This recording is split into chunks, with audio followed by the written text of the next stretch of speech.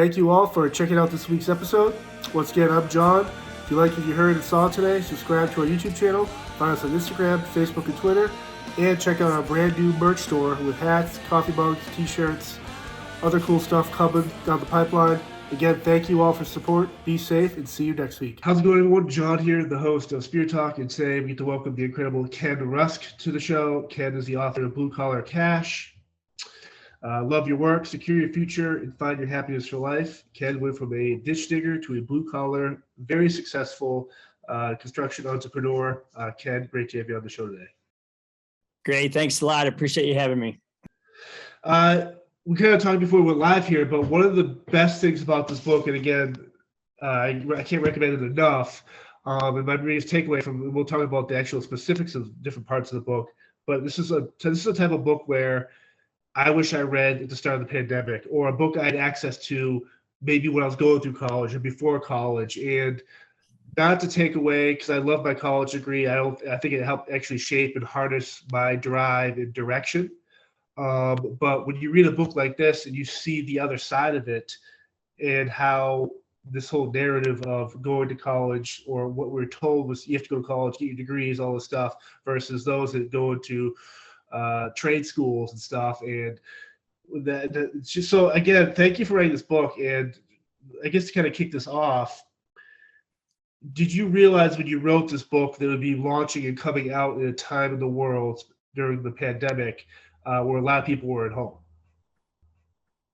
You know, obviously it would be really difficult to predict something like that, and one could say that it would be one of the more challenging times to release a book, because, you know, all the PR stuff that I had, all the news programs I was supposed to appear on, you know, all of a sudden went virtual, and, you know, went from 4 or 5 minutes sitting on someone's couch and being interviewed to, you know, 35 seconds on a, on a Zoom call. So yeah, it was pretty challenging, but I can tell you at the same time, I think things happened for a reason, because a lot of people really took stock of what was important in their life and where they were headed and what they were doing.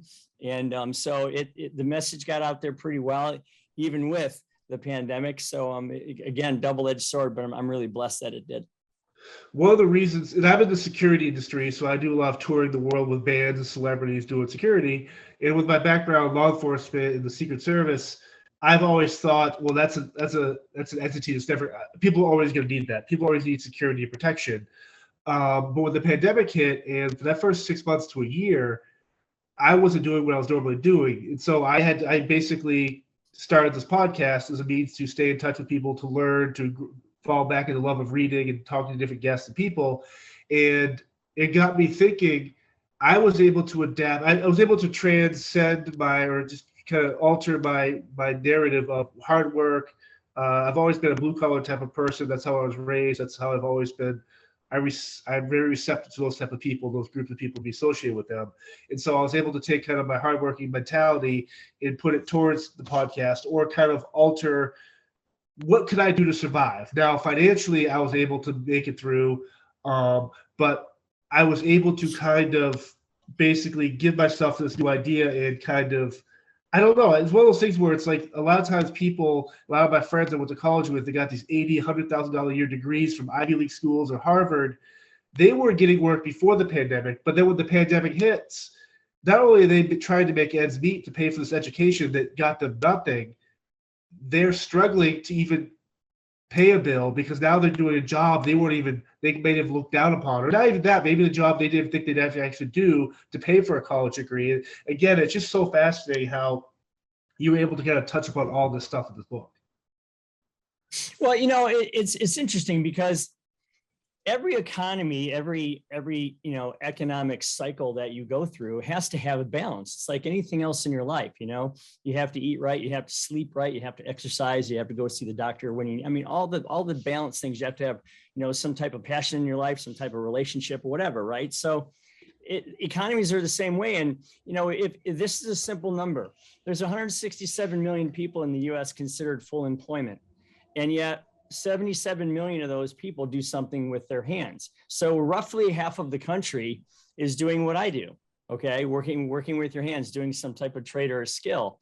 And Yet all of a sudden, and this goes back to the 80s and we can talk about it, but all of a sudden we're trying to push 100% of our kids into college. And I thought, well, man, where did that disconnect come from? And, again, it goes back to, this is somewhat of a long answer, but when I was in high school, you could walk down the hallway and go, wow, what are they doing in that wood shop over there? That's pretty cool. They're turning a leg on a table, or they're fixing a car in the mechanic shop, or they're welding something, or wiring an outlet, or learning how to cook, or whatever. And then someone decided, well, let's get rid of those rooms full of awesome equipment and let's put computers in there. And that's fine. We had to learn computers, but why did it have to be one or the other? Right. So, now you have millions of kids that would have almost accidentally discovered how cool it was to be a carpenter. And now they're saying, no, I got to go through this college prep high school now and get pushed into or corralled into college. And then you find out some of the high schools are financially incentivized to push kids through college. And it's just a real bad idea. So I'm kind of calling out the fact that we better get back to balancing our economy, or you're going to be seeing carpenters making more than doctors, which is starting to happen, by the way. And you're going to be waiting months and months and years for things to get fixed, built, repaired, or improved upon, and pay through the nose to do it, which is good for the few that are still willing to do it. But I just think so many kids are being led down a road of college debt and degrees that they never even wanted. And, now they're having to go backwards and just pay that stuff off. And it's just something I felt like I need to call attention to. You bring up a good point with the woodworking. When I was actually one of the few classes once before they kind of get rid of it, but home economics, like learning to sew or learning how to bake a terrible apple strudel, or how to patch a shirt or plate a piece of wood, or different stains, all that type of stuff. When you look back at it, my fondest memories with my friends were those classes, and the teachers were amazing because they were passionate about what they were doing. And not to take away from the teachers that teach algebra or chaos theory or history, it's all equally important. I had just as much fun, but you could sense as I got older, that stuff, and my sisters didn't get that same opportunity I did. I was like, well, how's that teacher? Well, he's no longer there, or he's teaching somebody else now outside the woodworking class. And it's like, you see like their energy or happiness zap out of them because they realize they can't showcase what their living is to a generation of new kids that now are being told, hey, use the T85 graphic calculator or this type of stuff, which to this day, I still don't get why we actually had to learn to use a calculator. Well, and you think about it this way, supply and demand is an amazing thing. And unless you mess with it, like unless you morph the numbers, it always works. It's a very powerful force to be reckoned with in any economic system. So, you've got all these jobs that are open that are going unfilled. And you've got, for every 10 electricians that retire today, less than 5 are replacing them. So simple math is going to tell you that we're going to start overproducing these bland business degrees. The money is already dropping for those graduates from 70,000 to 50,000 a year because there's so many of them. And unfortunately, some of those kids got really good at beer pong, but that was about all they got out of their experience. So, if you think about that, you're overproducing business degrees and you're underproducing carpenters, electricians, welders, cooks, whatever. You're going to see real quickly how that becomes imbalanced. And I always say this, maybe it's time for us to start thinking about being a contrarian thinker, which used to be normal, by the way. Now it's contrarian.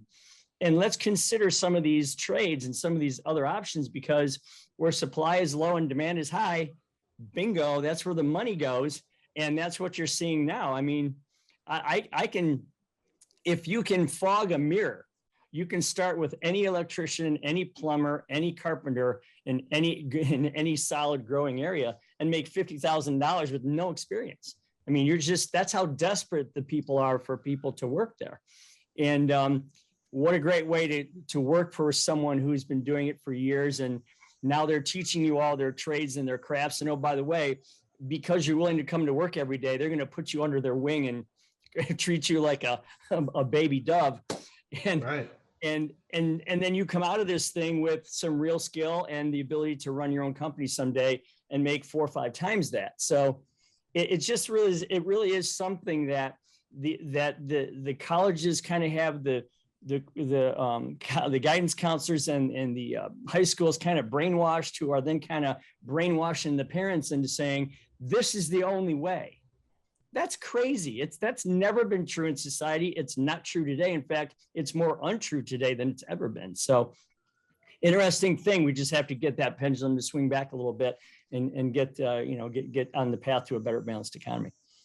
It comes to like the recruiting process for, I live in a small town, and it's the same family does electricity, same family does carpentry work, and it's been great over the years seeing their kids now starting to work in that business. And not one of those things where I have to because my mom or dad need me to. They want to because they've seen how hardworking and that lifestyle and that type of work that from their parents doing it. But one of the interesting things, every time I talk to them or see them gathering or having a beer with them, it's like, well, who's working for you this summer? Well, John, we have so much work. We just don't get enough people to work. Like, how do you find these kids? When I was 16, 17, I loved summer work. I loved doing all the odds and ends jobs, yard work, all this craziness with all my friends.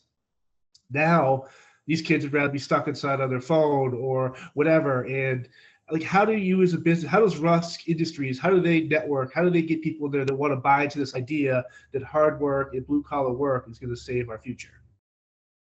Well, first off, when we interview somebody, it used to be, me, boss, you, interviewee, and why should I hire you, and all that kind of stuff. Well, now that that environment's changed because they have so many choices, right? There's 25 hiring signs for hire between my office and the freeway. And that's only like a couple miles. Okay. So they have a lot of choices. So when they come into interviews now, they almost have this opinion of like, well, what's in it for me to work for you? Okay. And I'm totally okay with that, because if they're thinking about what's in it for them, what their future could look like, what their next acquisition could look like, if they could clean their life up or build a life for themselves, driver's license and cars and their first credit card, their checking account, their apartment, whatever, their savings account, their 401k. One of the first things that we ask them is, well, what are you here for? Like, why are you here? Because if we can't answer that, it doesn't matter where you work. So we always start with, why are you here? What are you after? In fact, we actually have them draw on a big poster board all the different things that they like to achieve in their lifetime, what their unique personal nirvana would be. I call it comfort, peace, and freedom, what that would be. And then we ask them how we can help them get those things and how to accomplish them things. So long answer short, it's all about the culture that you have. And companies are waking up to the fact that they just can't beat on people and hire them like crazy and just feed people through the door. They're waking up to the fact that I need to make my place really cool to work or I'm going to lose. And, us being in the ditch digging business, we've had to be really cool for a very long time because it's tough work. So this isn't new to us, but it's interesting how new it is to other companies that never really looked at their culture. I mean, we've got a van that drives around with a private chef. Okay. I say that in quotations. He makes cheeseburgers for our guys in the front yard of their jobs. Okay. He makes soup for them in the wintertime.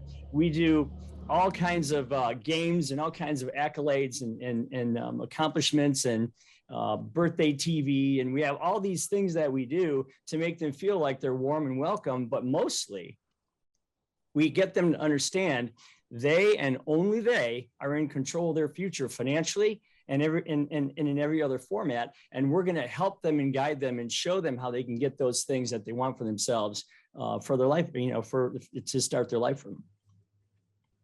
For my industry in the security world, when it comes to hiring people for events or whatever it is, it's always interesting to me to break down the people that do a job for a paycheck versus the people that do this. It's their career. They love what they do. And so in your book, you talk about the passion and stuff, but if someone's a hard worker and they're really good at what they're doing, it's okay if they are doing it for a paycheck because they're working hard. But do you ever find in your side of things where the people that jump in there, they start with your company, not only they're hardworking, but they love this type of work. They want to grow and learn and all this stuff. Do you find those people easy to work with, or do you kind of not really see a difference?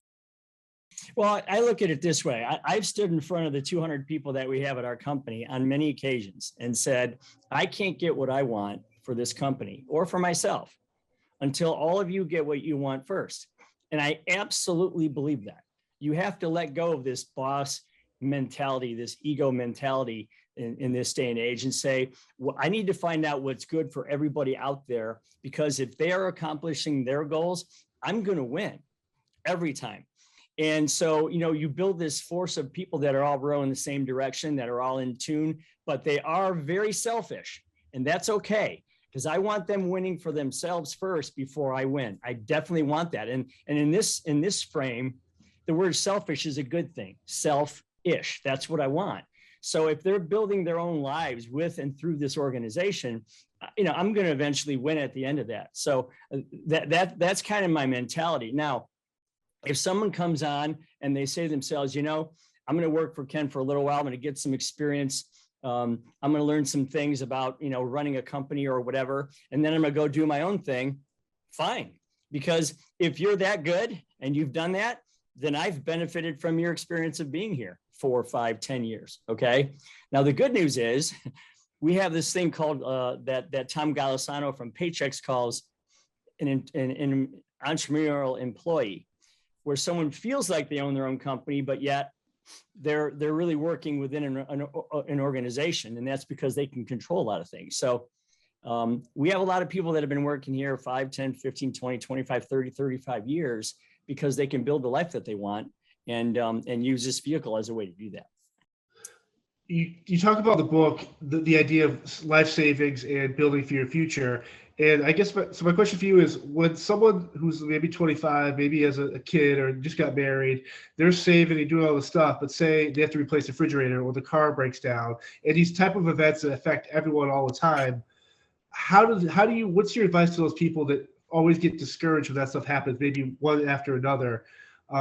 Is there any words you have, or what advice do you have to give those people that kind of feel dejected that, man, I can't ever get ready for the future because I'm still dealing with stuff in the past or even in the present? That is a really awesome question. And it's kind of a mind trick, if you will. So when someone sits across from our desk and we interview them and we say, look, we're going to pay you, $45,000 for this particular job. And then we want them to look us back and say, thank you for paying me $42,000 a year. Okay.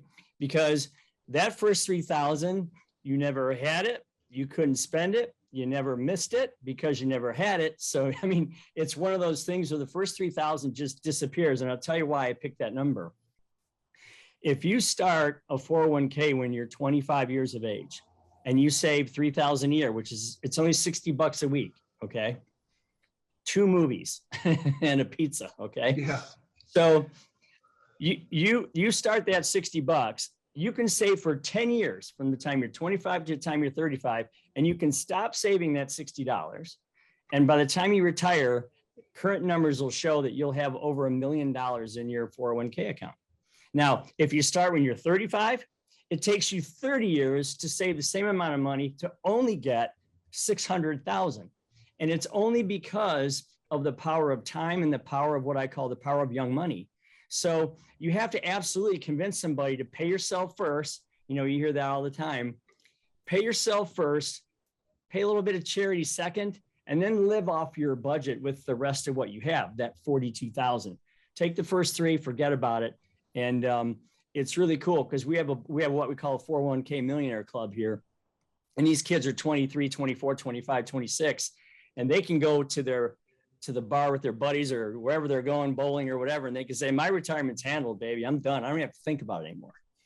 And I don't get why we don't teach this in high school. It's the dumbest thing in the world because it's so simple. We could get rid of the Social Security system altogether if we could just convince everybody to start young and save your money and not depend on other people to do those things. So it's a pretty cool mind trick, but it works like crazy. So we use it a lot here. It's when I did the Secret Service, one of the first classes we spent on was finances. Not only the investigation aspect of the career, but how to save money, what's your 401k, insurances, retirement, thrift savings plan. And then when I jumped private, my CEO set me down. Okay, he goes, I'm not going to ask you anything personal, but what's your salary, what's your budget, like what bills you paying. Do not buy that new car with your first big paycheck. Do not buy that motorcycle. Do not save your money. And it's one of those things I took to heart. I'm like, well, dude, I've earned it. Like, I don't worry, I'm not worried about money, but stuff happens. You buy a house or car breaks down. And so anytime we hire someone now, one of the first things we sit down with is, hey, don't be that guy that just buys that new truck, because if you're not working or a pandemic hits, you're not going to afford that car. Now you're going to sell that motorcycle, or you're going to sell that second home, or be smart with your money. I think I wish high school and even college got you ready for that. It's very rudimental, very kind of you say retirement, but the idea of an actual course based on the workforce and how to retire and plan, or just read your book, or read maybe another person put a book out there about motivation and retirement and planning ahead. It's like, why are these type of books being pushed out there from a school? Is someone scared of this knowledge getting out there, which you clearly lay out in this book? Well, yeah, there's a couple things. I don't know where that credit card companies get that list and they know you just turned 18 years of age. I don't know where they get those lists, but all of a sudden you're 18 and you have 6 or 7 credit card applications in your mailbox. If we're that good at doing that, why can't we be that good at teaching kids how to use those things to begin with, or how to avoid renting money for long periods of time? I mean, it's absolutely nuts. I said this the other day to someone and they looked at me like I was from Mars. So you're having a party in your backyard and you're renting tables, and you have to rent these tables, and you're going to have this backyard thing. So when do you normally return the tables? Well, as soon as the party is done, right? Because they charge you by the day. So would you ever think of just leaving those tables in your backyard for 6 or 7 months? Well, no, because you'd be paying rent on it all the time. It's the same thing with money. It's the same thing. You're not borrowing money, you're renting it from somebody else, and they're charging you a fee to do that. You wouldn't let that money just sit around like a bunch of tables in your backyard. No, you return them right away, because that's money that's costing you. So simple tactics like that for someone to learn how to manage their money. It really is mind blowing that we don't prepare. I mean, we're so good at talking about what your programs are you can be dependent on as you get older. Why don't we talk about being dependent in the first place, or independent in the first place? So yeah, it's a challenge. And, again, I don't know where credit card companies get those lists from, but I have a pretty good idea.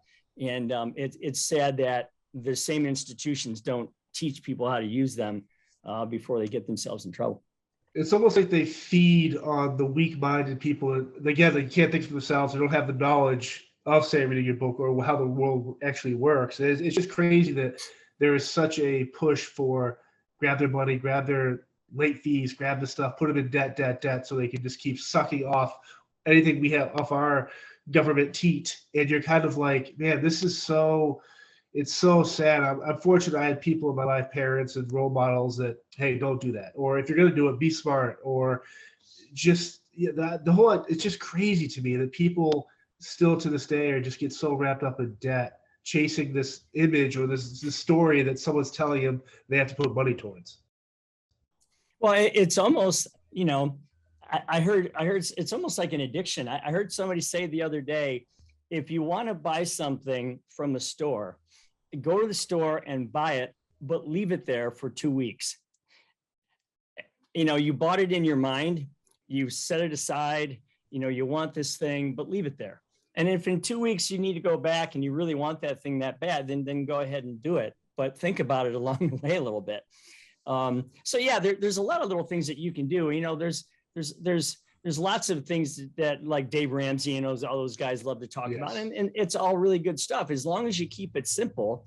But to your point, the biggest thing is, who's getting to these impressionable minds in the first place, and how powerful their messages are. I mean, I was at a party and getting back to college, and there were some parents there. Well, my daughter's going to Stanford, or my daughter's going to, Ohio State, or my daughter's going here, there. Well, what's so and so? Well, he's just going to be a plumber. Okay. Well, I happen to know that plumber, and he's now got 6 vans, 12 employees, making about $250 a year. I mean, so it really is something that needs to be said, because I don't think that anyone ever pulled up in my driveway and saw all that I've accomplished and went, wow, where'd you go to school? That's never happened. I mean, they say to me, well, man, how did you grind this life out? And then I'm happy to share the story with them, but it's just a perspective thing, really, and a stigmatization thing that we really have to start working on. For those that haven't read your book but should, that should be everyone. You talk a lot about visualization. Like, what kind of things? How do you visualize yourself? Like, if Ken 10 years ago visualized where he is today, so Ken today, where are you visualizing yourself 10 years from today? Like, how do you? Is it an everyday process where you wake up and like, okay, I'm going to visualize how successful this day is going to be, this week, this month, this year? Like, how do you break it down that way? Well, I took one of the most powerful forces that we have when it comes to anticipation or vision, okay, seeing something. A lot of times when you're having a conversation with somebody and they'll say, hey, Ken, do you see what I mean? And if you break that down for a second, do you see what I mean? Yeah, do you see what I mean? What that means is they're actually asking you to see the pictures that they have in their head. Now, I'm no psychologist. I have no letters after my name, but this stuff I know because I've been doing it for a long time. They want you to identify with the photographs that they have in their head. So when it comes to vision, one of the easiest things that I can give you as an example is planning a vacation. We all, as kids, went on vacations with our families or went somewhere, even the holidays. We went visiting relatives at the holiday, and you could draw that. You could smell it. You could see it, taste it. You could draw that. I'm going to the beach and I'm going to put my feet in the sand. Then I'm going to sit on the beach chair. I'm going to have an umbrella, maybe a book.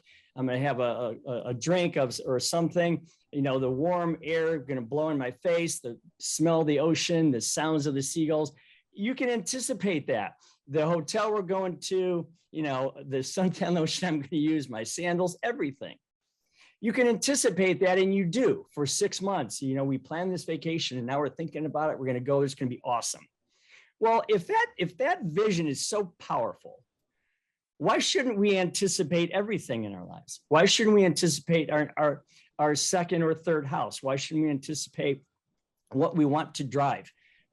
How we want to give back charity wise, what our hobbies are going to be, what our sport's going to be, what our health is going to be, what our house is going to look like. Why can't we anticipate all of those things just like we do a vacation? Because, I always say the difference between someone like Elon Musk or Steve Jobs is they had the ability to really be awesome at visualization, right? Seeing things.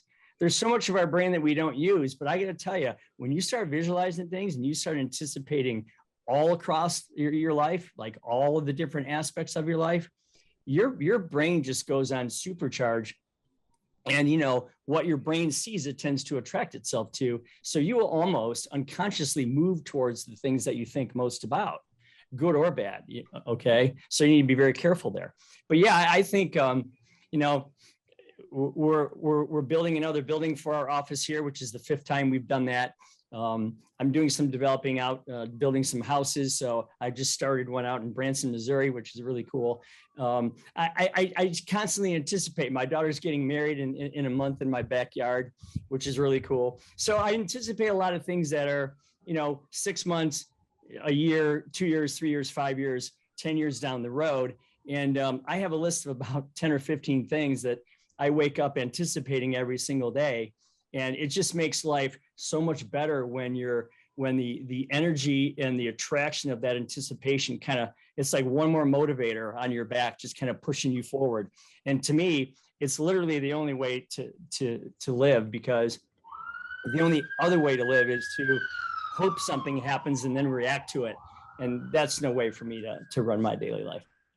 Is there any like, how does fear affect your life? Is there any time you've ever been afraid about what you're thinking, or what you visualized, or something you visualized? It's so tough to get there that there's a fear in the back of your mind where it's like, man, what if I don't get there? Like, is that ever crept into your head like that? Yeah, and that's another thing that I write about, actually. It's a process, and I learned this a long time ago. I've never built a skyscraper before, but if I did, what would be the first thing I would do logically? Well, I'd have to find some land, I guess, right? You need a place to put the building. I never built a skyscraper before, but if I did, what would I do next? Well, I'd probably hire an architecture firm to like draw the building, and then I'd probably have to find a builder, and then I'd probably have to find supplies like steel and concrete and drywall. And I never built a skyscraper before, but if I did, I'd probably have to find some way to heat it and cool it if it's in the Midwest. So the more you answer that question, the more you walk yourself through doing it. And guess what? Pretty soon you've done it. So I think fear is good because it's a measure. But I think if you take that fear and turn it into logic, it becomes really powerful. And that's the way we tend to do it around here anyways. I've when it comes to the college degree, I love my 4-year degree in criminal justice. And I'm actually doing what I got my degree in. I love the psychology. I love all the class. I loved it.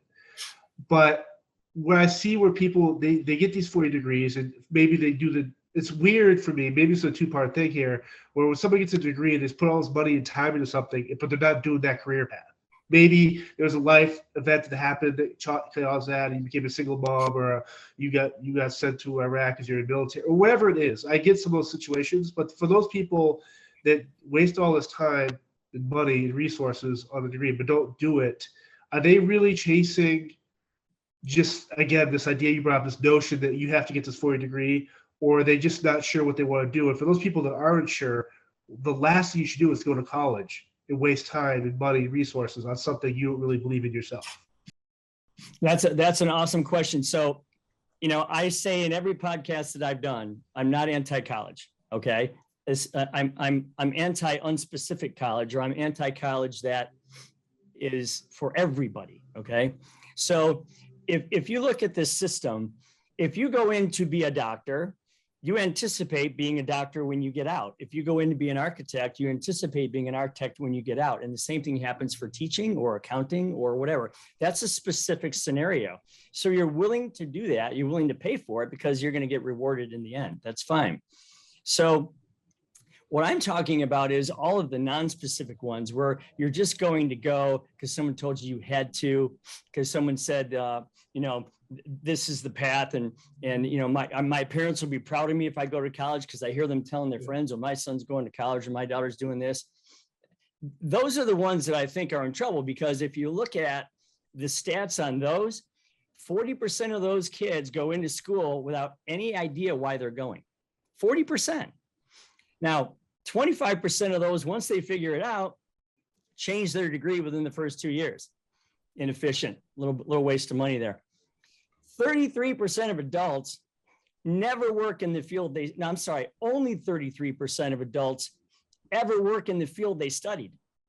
So that's a wholly inefficient system for me, and a very expensive one in my mind as well. So it's the non-specific ones that are going to college that I think are the most troubling, that they really need to be thinking about what's going on. The specific ones, hey man, if you're going to operate on my shoulder so I can get back out on the golf course, I want you to know everything there is to know about a knife before you pick it up. Okay. But beyond that, it's an expensive and sometimes inefficient system for those who are just kind of like, corralling themselves through. And the other side of that too is when you get those 4-year degrees and you love your job, you do it.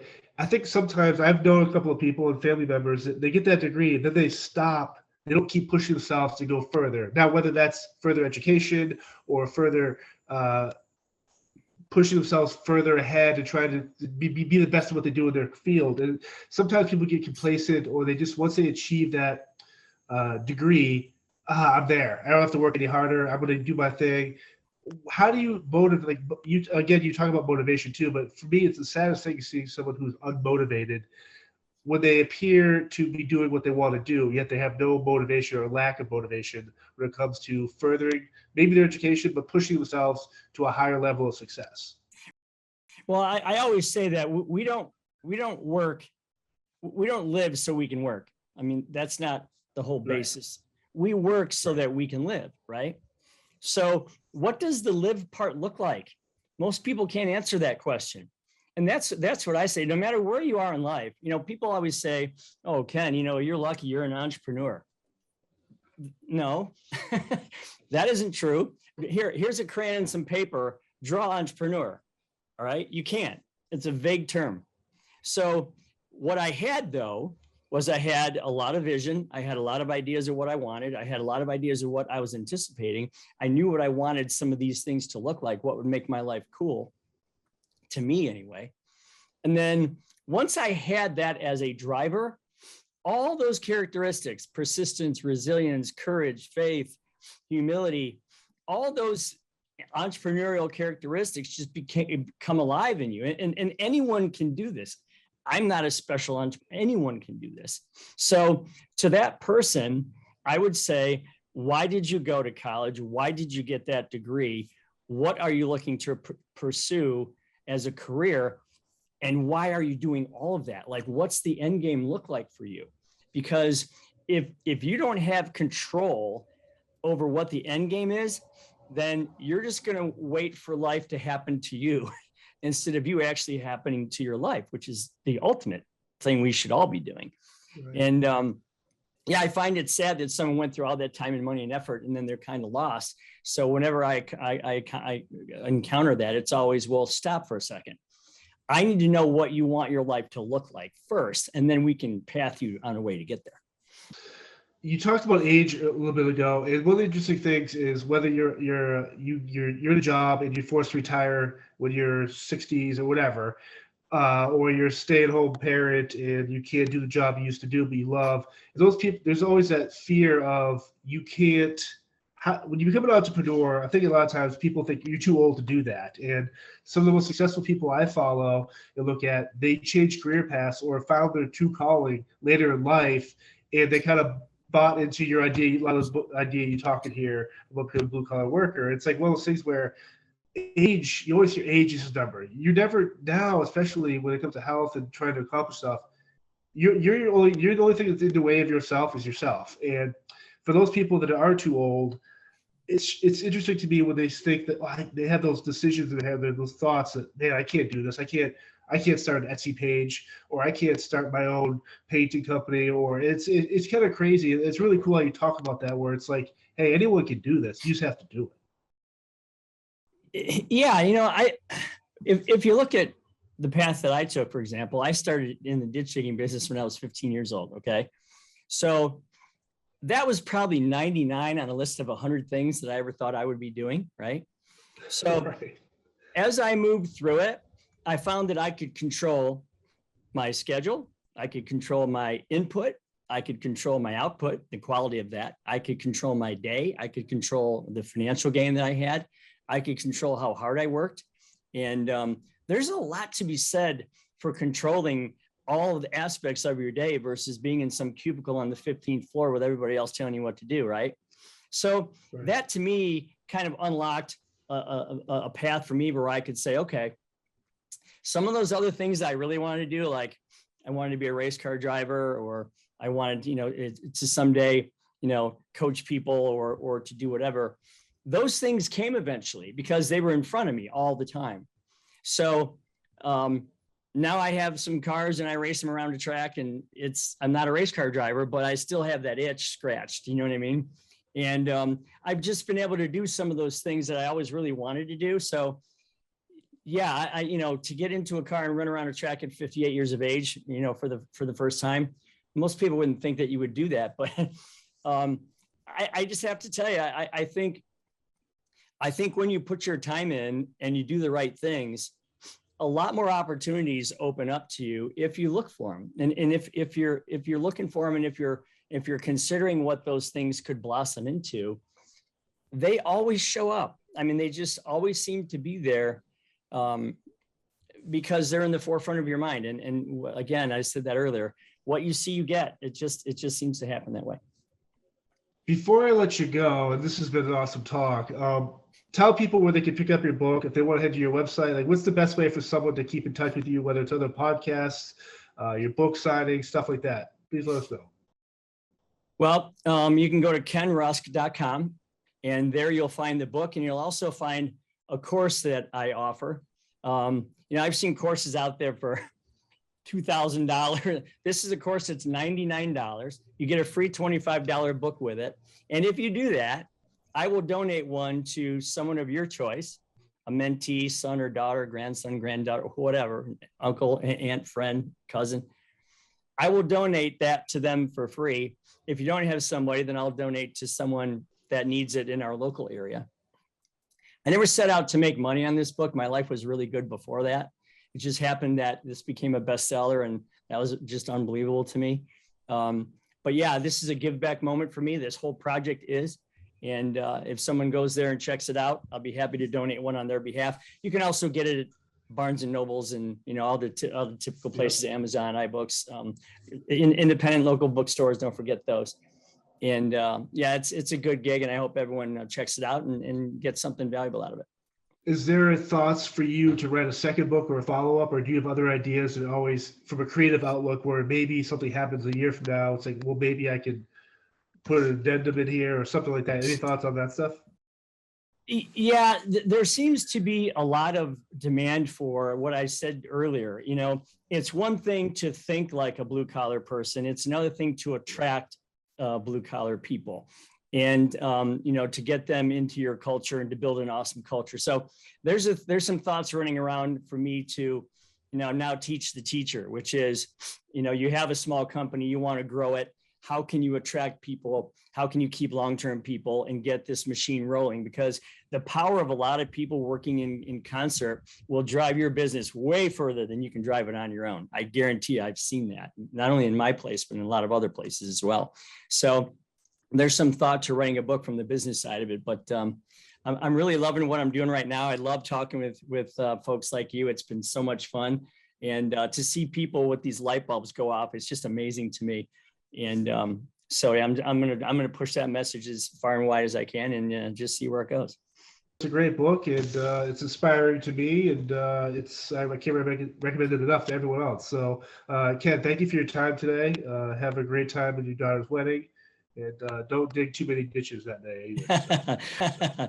I appreciate it. Thanks a lot for having me. It's been fun. How's it going, everyone? John here, the host of Spear Talk. You might not know this, but before I record an episode, I like to break a sweat. And I do that using the Chop Fit. Over the course of the past year, the Chop Fit has allowed me to lose weight, tone up my body, and feel even more amazing about myself. A feeling that you should all feel about yourselves as well. If you use this code, SpearChop10, you get $10 off your order. Once again, use code SpearChop10 for $10 off your Chop Fit order. It'll change your life. Thank you.